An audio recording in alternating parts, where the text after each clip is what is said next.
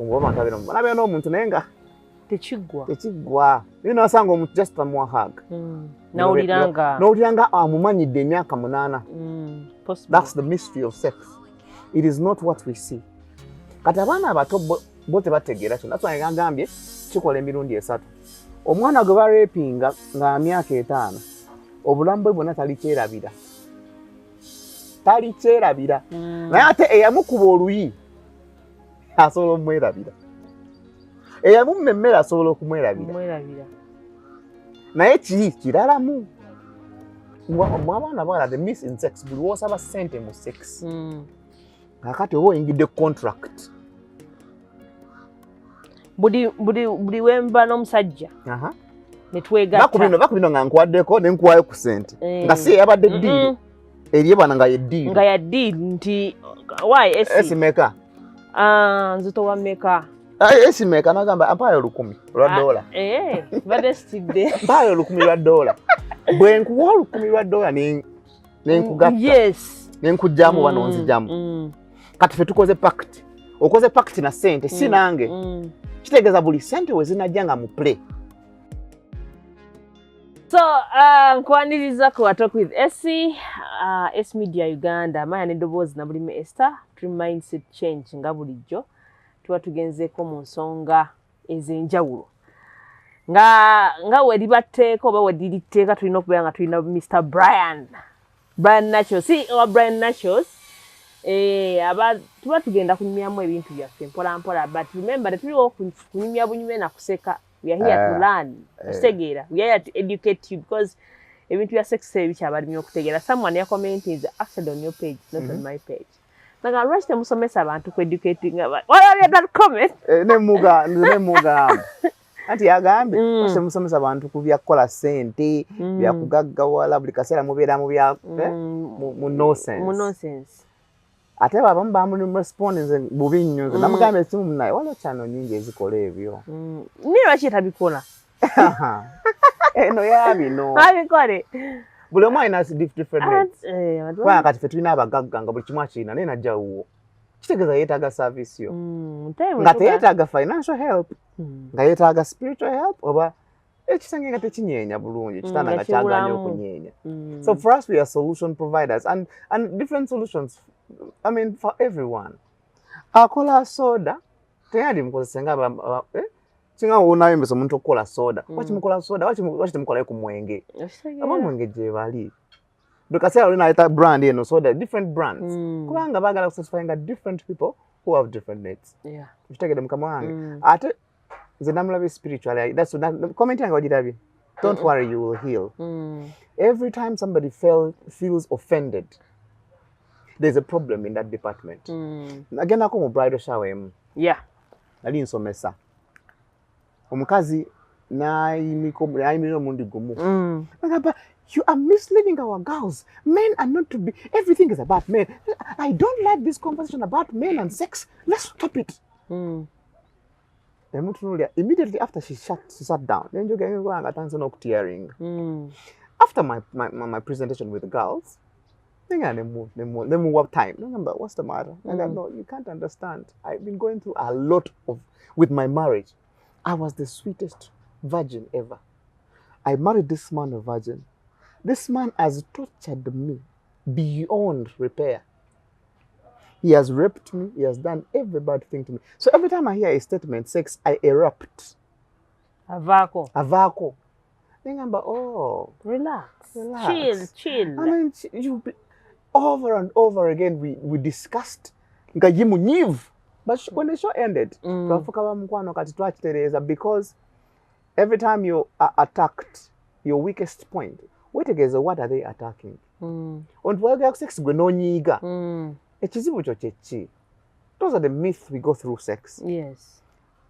I have been at points where I'm discussing sex in depth and I see women breaking down in tears. That I told you one day I was talking about this sex and how to embrace it as a woman wholly. When you talk about the sex myth, men it's about the release. Yeah. Men it's a physical connection. That's why you call a visual, but But with women, it's intimate. Intimacy, the intimacy beyond is like that's why they close their eyes and go, nachulira. It's intimacy. It goes deeper with them.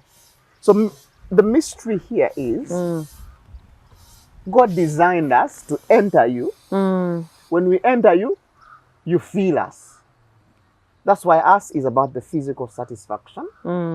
Into how long will I do it? And you, it's about the intimacy. Yankuteka chiche naulidenga nkwatako butterflies aisewa. Tebaita intimacy. Intimacy is buli chimu of me. That's when I got faith. We're talking about sex and its mystery. Sex is what human beings do in three. Over in the Trinity. The Holy Trinity, God the Father, the Son, and the Spirit. And the Spirit. God the Father, Son, the Son, and the Spirit. Yes. Kakati in the sex world, sex is no chikola no mubiri go, physical, no chikola no moyo go, eri munda feelings, no chikola no bwongo go. Mental. Your body is involved.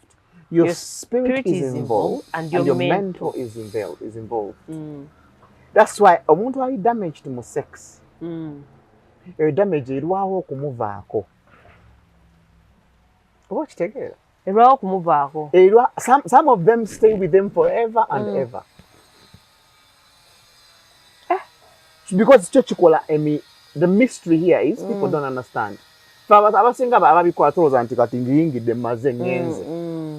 But you did your physical, your mental thought about it, no lega. Your spirit, when you are releasing, you are not releasing, just releasing. You're releasing part of you. That's your spirit has gone into the woman. You know, really serious. And that's the myth of sex. Sex is the deepest. Bomutegera obulungi ennyo. Ojatuka nga tomala gegadanga. Ate mnayinza n'okweta mumitegera ennyo Sagamba. Ozotandika anjake ne ekoti. Bobitegera ennyo.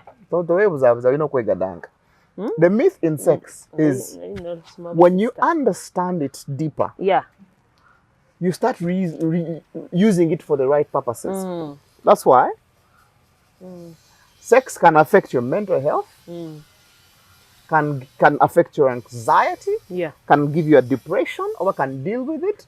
I have been depressed before. Now I'm going to be sex addict. Sex addict. Ngobeera bukasa no chiwulira nti ate nonga seegatta na bakyala. Kasabuni. Ngambira mu byange. World young. Ngochemalira. Kanchemalira. Naye whatever it came along with. So when you say explain the myth of sex. Oli dekana nti no. Omukazi yola busungu bwanyina yetagamu sex. Nange bakingamba. Because it opens you to a world that is different. It opens you to a different world. Olanga bodinga nebintu kati. Ate bonateka nofuna chikuba obulungi. You start dealing with things with a different option. Abadaga ne Bryan oliwa. Nkulize tojja. Ojata magamba. Bryan oja sa America. Let me know manye. Because now your body is settled, your spirit is settled. Bachimaze. Nebo banga ogata nkokuyombesa buli kubo. So the myth in sex, mystery in sex is kati nze ndi musomi wa byawandiikibwa. Nabikugamba. Nti nabyo babiteekawo okutugwaidinga nze kama mayinzi ngenda mu world zonna.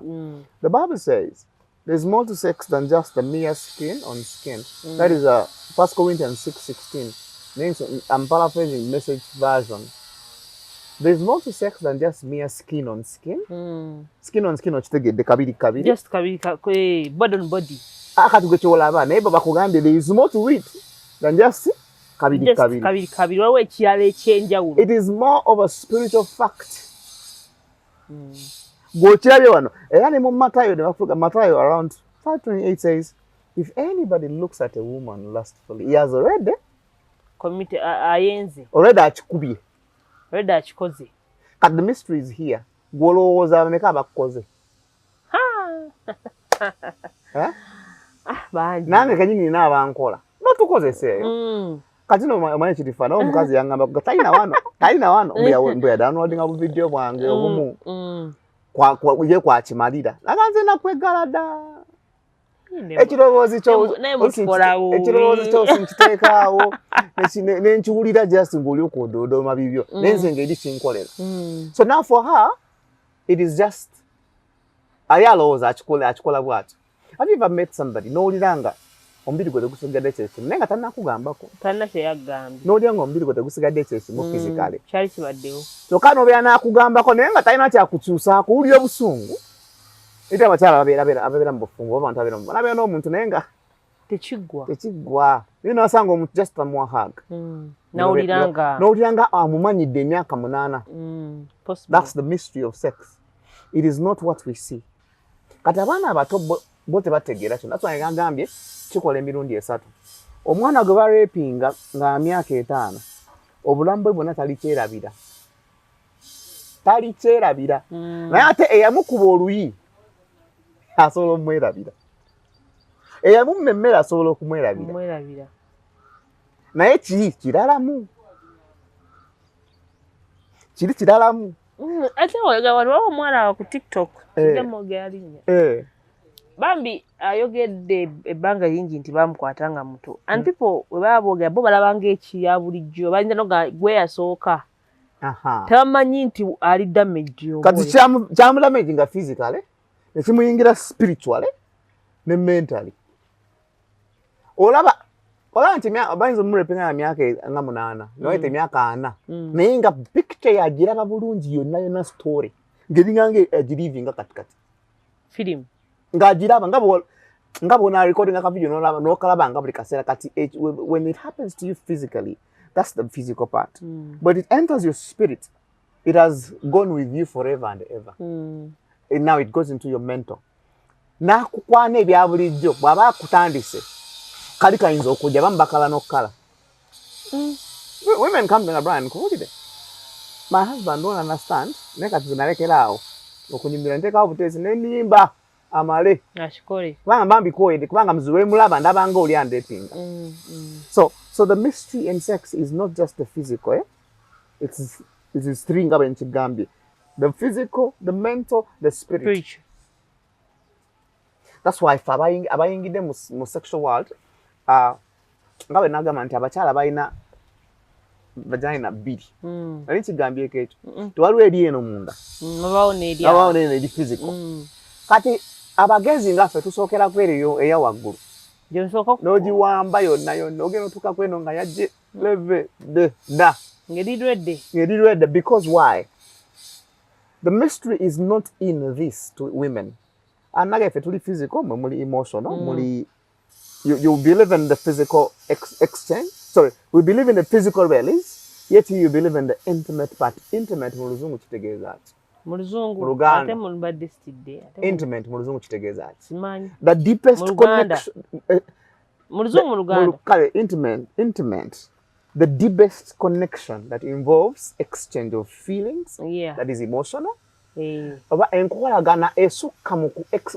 kuwanyisiganya omubiri etuwanyisiganya emyoyo n'obwoyo ye intimacy kati fe abakyala bwe tuli bwe mutwe muli that's why gwe bw'onyiigira omusajja nga alina kyeyakukola ate okunyiiga kusukkawooko dabo ate ffe ne bw'onkola ekikyamu munaye bwe nkusanga ayisa emyaka nyingira n'okuwaako ffe tetukyawa nsobola naye ate gwe tukyayira ddala gwe oba okiwulira nga kubanga kyakuyingira mu mubiri mu bwongo ne mu mwoyo that's the myth of sex era bwe ndaba bano abantu abejjajjata for example bano nasisinkana omukyala nga yali sex worker yeetundira yangamba yatandika okwetunda nga alina emyaka 14 kati alina emyaka nga 62 naye yeetunda paka weyeza emyaka 5 okuva ku 14 paka myaka 5 si myaka 36 nga weetunda kati bw'aba ekyuka ekiseera nangamba actually yandaba one of the shows nangamba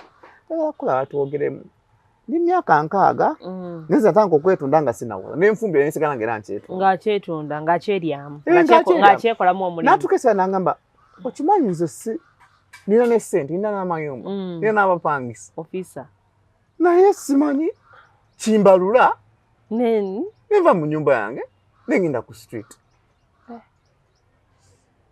Ne mugamba nedda, the myth is here. Boba chikola mu exchange kati omwoyo go gwawanyisibwa mu sente ne mu mubiri ne mu bwongo. Kati gwe senda ate yangamba sente zina ziyetundanga mwe. Ichamwe onyisanga tayina kyezikola mu kyamaanyi. Chuka ina hustles endala. Na mala buli kimuna nagane mu office nafuna mulimu awo nga ni mu 28 25 nafuna mulimu naguva ko nga 30 awo sajja mwasiza mutego nenga ava ewaka ngava ku office ngali ngava anyuse nagenda ku street nava ku street naddi ewaka ata abantu babikola ebyo ne mu yambuza Bryan, I feel empty. I have done everything in this world. Sorry. But I feel empty. And this emptiness was caused because of sex exchange. Yete yamanya. Mira nentu ni omusajja wanganjagala tuyina n'abaana n'abakulu. Naye it is naye atenga naye amwagala. Anti kakati ye ng'omusajja kati pambakazi temuyina okwagala kamu kuli weird, kuli influence, kuli supported. Omusajja ayinza okwesibako naye nga tomwagala. Ogamba why? Omusajja wanambe hedde wono. Omusajja ampa buli kyenyeetaaga n'otuula naye nga tomwagala. Mwagale. Kale kambeerewo. Kambeerewo. N'ozaala abantu olaba afa ku baana afaayo. Where tuli? We are okay. Where tuli? Naye nga bagamba, do you love him? Agamba, namutegeera, yantegeera, antegeera, ambeererawo. Kati we yangamba, I feel empty. But this emptiness in me, kati nalekerawo okwetonda nga mpazizza emyaka 5. Ne kati ndi mukyala mukulu, n'abasajja bankwana, kozi yarabika bulungi bambi, yerabirira. Abasajja bankwana nakati. Naye omusajja bwampa ssente, mpulira kati nga njagala temuweeko, tukanga nina ssente. You made that exchange. Kati money is called, mu science, it's a medium of exchange. Medium of exchange. Yeah. Nti mpa kino nkuwe kino. Kati buli mwabaana bala the miss in sex buli wosaba sente mu sex. Kakati obo ingide contract. Buli wemba n'omusajja. Netwegatta. Bakubino nga nkwaddeko ne nkuwayo ku sente. Nga si yabadde deal. Eriye bana nga ye deal. Nga ya deal nti why esimeka. Nzito wa meka. Esimeka nagamba ampayo $10 Bade stide. Ampayo $10. Bwe nkuwa $10 ne nkugatta. Yes. Ne nkujjamu wano nzijamu. Kati fe tukoze pact. Okoze pact na sente sinange. Kitegeeza buli sente we zinajjanga mu play. The all three of you is going to be given out. Given out. Your spirit, your physical and your mind is going to be given out. That's the myth in me. But we call exchange mu sex. Exchanging a saint. Forever and forever, you'll be a slave to money. Tochimanyi nti eri abantu bebawa nga takotaina kyakoze. Tochimanyi? Never more sent. Ngataina kyakoze. So nakuulira n'emmotoka nga tanakutana bakako naawe. Abana gye tubateekateeka abaana. Abana gye bali. Tuteekateeka abaana nga tanaba gaba kintu kyonna. Niba muwera $5,000,000. Wale yazena nga Bryan, what's my mtolo gwalumye? Just we teach women how to behave. Sexual missing egaziwa. The myth in sex, this is where it is. 90% of the women have allowed and they have exchanged their body for money. But there are those that have understood to make it a trap for money. Trap chechi mu Luganda, mutego. Akatego ka sente. Oba mutego. Akatimba ke sente. Kakati omubiri gwe gubanga gwina okukulusanyizibwa. Okufuna sente. Oba kitunze bwotyo kati obeera bwotyo forever and ever. Spiritual oba akola endagaano. Nti kakati ffe kasa sente zibaawo buli kimu tukiwaayo. Musanga omwana ga Bryan kaya yanguide emmotoka ne sijagana simwagala ne mwana. Yanga ngene mbwe nga tebanamukomba nako. Kati when you understand the sexual mystery here, it's going to work best for you. Yeah. That go wotaka sex for an exchange. Oba okoze endagano n'abaku abakola mu sente. Sente nago mu mwoyo. Sex mwoyo. Sente mwoyo. Omubiri gwo guli in that trinity. Kati go wotekayo nti kati sente ze zinfuga. ebiseera bisinga bonna aba exchanging sente mu bya sex bakomekereza mu mbeera mbi oba mu bulamu obutaliimu. Why? Waliwo ebintu tutategeera nnyo. Okimanyi ba top, omanyi kati buli kintu kirinamu aba top, ba mediocre n'ababitandika. Exactly. I have met one of the top hoes I met. Yali agenze around the world. She had traveled around the world. Nga bamubookinga. Nga kitu kimutambuza. Nga bamubookinga nga ina bamubookinga n'agamba kati this week I'm going to be in Malaysia. Next week I'll be in Istanbul. Thailand? I'll be in Thailand. Yeah. Ngali booked. South Korea. Nga golala muntu genda kunyonyi kuba bifaananyi no. Naye nga munaye buli nyonyi buli ticket eriko exchange. Eriko okugaba. Kati nangamba. This is what she told me. Naleke how I don't hold any cash. They pay through credit card, they pay through my visa, or they pay through, or those who are here. Kati kyasinga okuneewuunyisa omwana oyo we waliyo Nam. Jukira Nam. Nam ya Uganda. Ojujukira ya Uganda. Njitegedde naye akabeerawo recently. Yalina bakasitoma abeziri ensi. Ngaali booked. Nangamba kyasinga omunyumira kwolwo. Waliwo yali ku hotel floor. Alinako room bookings 2 wansi waliyo ne waggulu waliyo. Naye nga essaawa eyawukana. This is what happened. Bwe yakivaamu kyamutwalira obuzibu obwo naye yangamba alina omusajja gwe yasanga. For some reason n'omusajja naye yali sex worker. Ne beefiiringa. Nemusanga kunyonyi ne beekwana guy n'amukwana bulungi. Ye namubuulira n'angamba I am for this. Namugamba I am for that too. Naye kankubulireyo ka secret. Toddamu kukwata ssente zonna mu ngalo. Buli exchange ebeera stronger nga ozikutte mu ngalo. Naye nzijanga nkinoonyeza ne ngamba medium of exchange. Okimanyi hotels zonna around the world tebakwata ssente mu ngalo bakuwa akatabo ako. N'oziteekamu ne bakakuwa n'aleeta change akateekamu oba balance n'akakuwa. Okimanyi lwaki? Oleetegeddeko lwaki? No. Zibadde my service we batu balina okukola. Money is a spirit. Kati ababitusookamu baabitegeera ffe tetwabitegeera. Nze bwe nkuwa sente either nkuwa ebizibu byange mu ngalo n'olitwala. Bwe nkujjako sente n'ozimpa either ntutta omukisa. If I know what I am doing, I will take your mukisa. Kati mu sexual world bw'otandika okuba nga bakugula ne bakuwa ne sente mu ngalo. Oba owedde. Kabaka aweddemu. Obina kutambulira credit. Tetusomesa abantu neze omwana yakingamba bwe yakitegeera bwatu kubanga yagamba yasooka nakola emyaka ng'esatu nga talina kyalabamu kyama okujja waliwo abamwaganga ne bamuwayo akamotoka nga struggling paka we yasanga oyo guy yamusanga na Paris office n'amugamba don't do physical exchange. You're already physically exchanging. Now when it comes to paying you omuntu akusasula for your sex they have paid for your service forever and ever. Obanga muddu ne gwe tokitegedde oba okoze obuddu obuli mudande naye nga totegedde eri abana benda bamuno nabalabanga balabanga ekyessanyu era bakyogerako nze neeri amwala omwana gwe nayabanga bayali Dubai nga abyogera nnyo openly yeryamu nga bwakyogera naye bw'otunulira obulamu bwe beyond the camera alina byatakubuulira beyond the camera alina byatakubuulira byayitamu ebyenjawulo osanga omuntu yaŋŋamba nti ofiisa yamugula yatuuka enamugamba nsagala ate yakwadde sente ze alina anti afe yagambanga abaana nti olina kuguma bugumi nga yamalaaya buli kijja oba akugambye kola yimirira kati gwani yakugamba nti omwana bagenda ku kkubo nga yeetunda oba nga atunda agamba nze wenene tongula oba wakatono tongula nedda ye aba atunze busunzi. So in the mystery of sex I met a lady like 5 years ago. Bryan nabeerako n'omusajja nga nkwana omusajja mulungi ye omusajja nga tansaba something tasaba nemuwa buli omusajja ng'akuwa buli kyoyagala naye nga tasaba something nga talina kyasaba nga takusaba bino naye nga omukazi nga jana okukyalakyala nga amuyisanga girlfriend kati omukyala lumu nawulira nga afa omukyala afa omanya abakyala omuntu akolera ebintu n'owulira nga you're the exchange for them. Naga Bryan ngamba omusajja.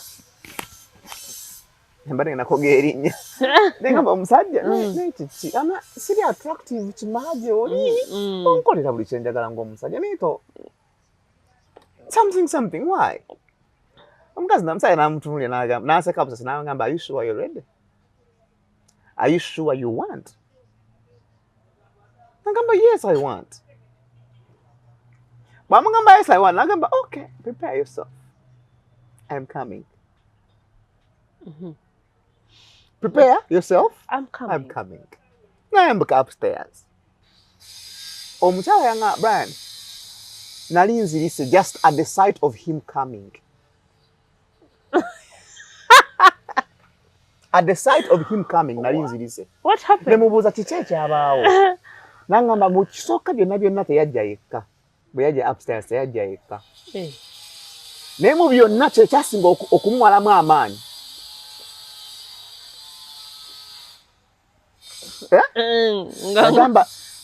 Yagamba oli omusajja teyali wa bulijjo.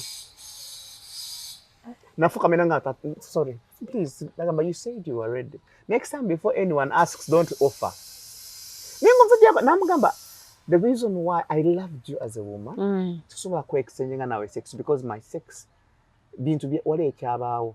Kati ani ajira ko mulala. Ani ajira ko mulala. This is spiritual deeper. Yajira ko bajja babiri nga kuliko n'omusota. Kuliko omusota. I wish I was lying. Bwe kankana ngalabe yasoka kulaba ye mukulu. Nga ne wansi olwa atambula. Nagamba never ask if you're not ready. If someone has not offered, don't ask. Ka omusajja atanabata bwe bati nakusaba. Batanakusaba nti to offeringa. Naye omukwasi yangamba ko Bryan abantu basirikira ebintu twala bulabi wano ne basirikira ebintu. That's why nze nkugamba sex is mystery. Abamba mukozesa mu byama ebibongerayo ebikusike abamba bikozesa mu mbeera gye mutategeererako. So for us we live as younger girls, the day an exchange happens physically, kakati gwa akola kye tuyita exchange eri ebintu biri byogenda okuyiga obutakola. Buli musajja akujjako ng'akuyise ng'ayagala kutwala wuwe. Nago n'ogamba ko one of my girls nga na student mu bino ne mga toda mugenda abasajja. Funa mufune neutral ground. Yetya. Andi kakati nkukwanye esi. Sorry, sikwanye nkuguze. Onguze. Tugende onguze tonkwanye. Nkuguze for money. Either tugenda ku satellite. Ya tuchimalira neutral ground. Yes. Oba nze n'ekifo kyange kyengendamu. Bw'okkiriza ogende ew'omusajja oyo. Ewuwe waka. Ew'omusajja buli muntu yenna abeera determined ng'alina amaka amanene n'ajja ku street agule. Atwale waka. Wabaawo ekizibu. Wabaawo tebiba byokka. Because eri abeeta mu bufumbo eri abakikola with a reason, with intent. Oyinza okusanga ku buliri nga yataddeko ebintu. Nze nasangako omuwala yangamba yasayininga contract. N'aba Nigeria. I'd gone to do a show. My national zenkola kusomesa abantu. Kati waliwo bampita kuka erotic night. They wanted to learn about sex, how to squat, bichi. So the girls called me down in Munyonyo. How to shout.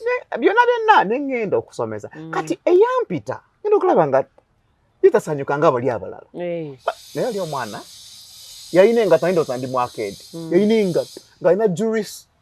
Ngoyinza ogamba room nga ejjudde ejjudde. Abaana maama kwana. Nga yine ensawo. Naye ng'omwana omulaba ali nakyo n'enjala ziringa ezange zinooneka. Ebiri kakati nakulanga ani atasanyuka. Banne bali happy. I want this. When I talk about TV eziringa ng'ebisenge. Eziri bwezi plasma.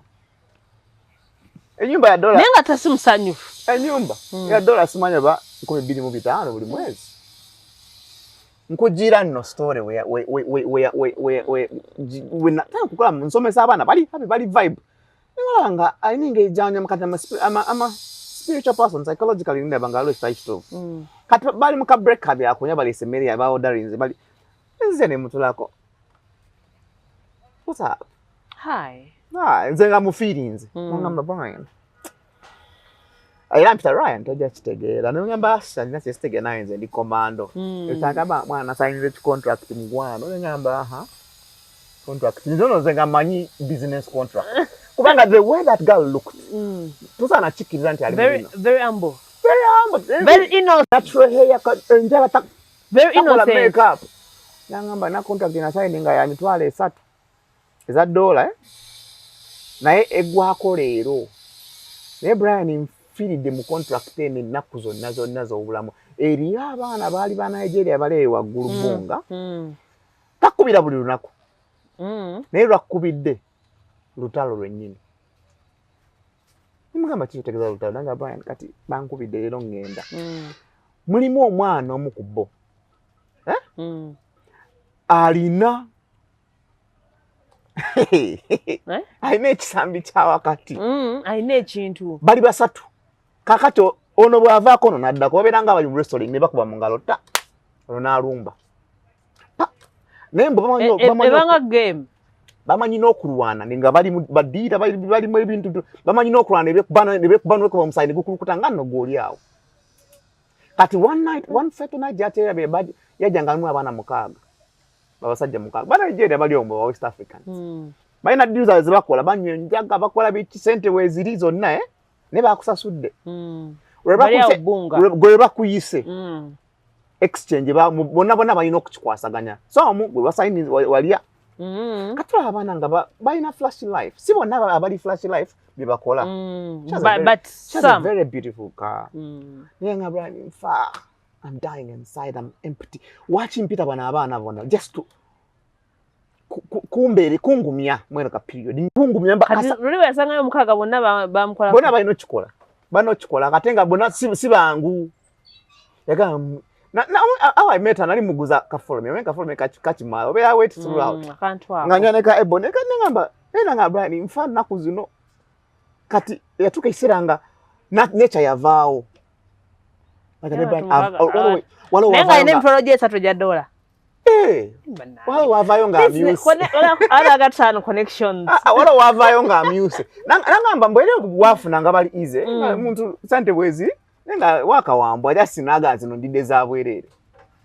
ndide zabwerere ye bwakiwulira kubanga ntokoze manye muntu nakuli dakike mu nagira ngatenga walidde naga nezino zo zimenye Bryan zimenye that's why I'm throwing this part Saturday ajina no omwego omaye ntwale 3 mu weekend esatu mu weekend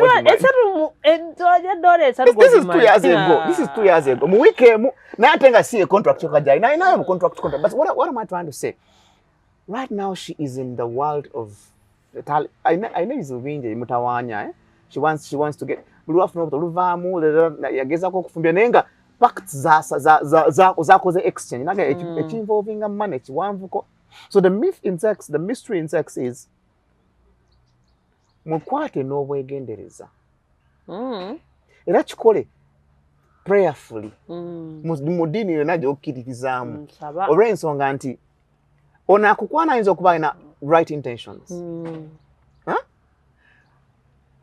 obanga gwe bakwana nawe ina right intentions naye nga ye alina ekigendererwa kye bw'oba oyagala okunyumya okumanya emboozi zino ofunanga yo bodaboda otuleko ku motoka ku boda omukiiza anyumye nze mbalekanga banjagala nnyo ebintu byange kubanga batugamba nti ng'ebizu bikuyitiddeko nnyo newo tosaba ng'ebizu bikuyitiddeko olya bikutamye gwe ng'omusajja gwefuna siyiriza bantu mbeera mbi fanaga agenda ofuna yaago making sure omuwa sente zakusaba gamba mbikuwadde byonna bitwale basse mbikuwadde bino byonna bitwale omwana we tasigala kyekimu ate kati goba okoze exchange owejjeeku omwadde sente bakuyita kweyambulula weyambuludde buli kimanjibwa kyonna kyonna nkisasudde kati nze nentwala gwe n'otwala kati nange asugumiza kana kasileya kantambule nange nenzija nenkwana kumbe wakalekedde ettomoni ly'ebizibu kati nako nekakuwaako that's why anti kati nafe that's je tusogumbi je tukokola byane tukokodde so anagamba ibintu byokwegatta nabivako Bryan so no tobivaako bya makulu naye nakugambye kati olina okutandika okumanya how do I do kati mystery sex golina bino byolina okwewala okukola mu sex ate kati nze obimanyi nakugamba byolina okwewala ate n'omuntu atuse emyaka wali ebintu byolina okunaabako so that's spiritual. That's why abantu bakola nabuuza nga nziraga mbuuza abakadde lwaki bakolanga ebintu bino nebino lwaki ngamanya temwakitegeeranga lwaki batuwasanga mangu lwaki twafumbirwanga mangu okutwewazisa bino byonna ebitambula mu kimugo banoonyanga omuntu atali mufumbo ng'asosiza emyaka 16 17 nga gwe basinga otteekamu ebintu ebyo bamyaka 10 bakyali mu mbeerera zaabwe kati bo babatwalanga okubajjawo amangu okubawonya emitego gyonna naye kati bw'osanga omuntu ali mu 30 plus talina musajja talina mufumbo just nkugaba bugambi obeera oli open channel for everyone to attack anyway naye kati nze emyaka gyange giijo so the myth in sex for me I tell people gw'okiraba ng'ekiri physical kati nze nina nekyenzudde omuntu nga mukyamu omuwulira naye n'okaka by the way omuwulira naye n'okaka lwaki nkugambye nasangako omwana like 6 years ago omwana ng'akaaba buli lunaku nemugamba naye I never see you happy what's wrong nga alina omwana ngamba my son every time I look at my son I remember something bad what exactly do you remember nga Bryan nga ngenda nkola ow'omuntu nalinga mukozi nga nkolera amaka magagga mukolera amaka magagga omwana wawaka nga yali mukubamane bebagagga n'atandika okunjagala okumukozesa watandika okumukozesa naye bamusibira mu nnyumba nga takyafuluma kati baba takyafuluma ne mama wamwami yabeeranga mu nnyumba eyo naye nga omwana bamugana okufuluma bamusibiramu nga gaya ajja n'amukosa n'agenda bamusibiramu nga tafuluma nangamba Bryan waliwo ekyambaako after a period of like 3 months after that encounter had started happening gaya yatandikanga okufuuka ekintu kyesitegeera nga baba akuliko ng'akola sex bwe yandibugambe kati nti mmala ng'afuuka omusota ng'agwa n'abeera wati ng'akisindika busimbe kimuvaako tojakikiriza no ebbanga limaze nga bw'aga kati twesunda bw'abanga nga amala oba omumala musota timba nga kati nga bwagwa timba Bryan omwana nangamba Bryan atukeesera nga nafa naye nze nfa kwolwo nga yafa nze nfa kwolwo bamala kimutwalira ebbanga nadda mu buntu bwe what made it worse omwana ng'afuna lubuto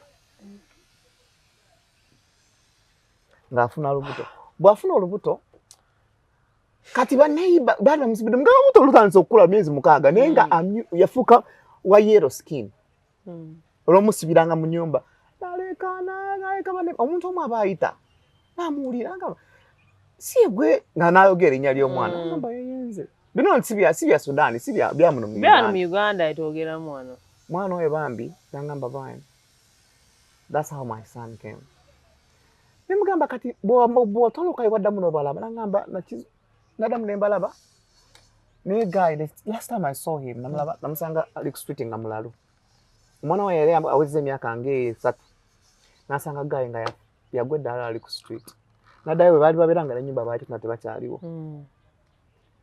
that's the pain she went through naye yagenda nga mwana muto agenza okukola ate omwana wa mugagga tamukwanye tasanyuse tebinyumye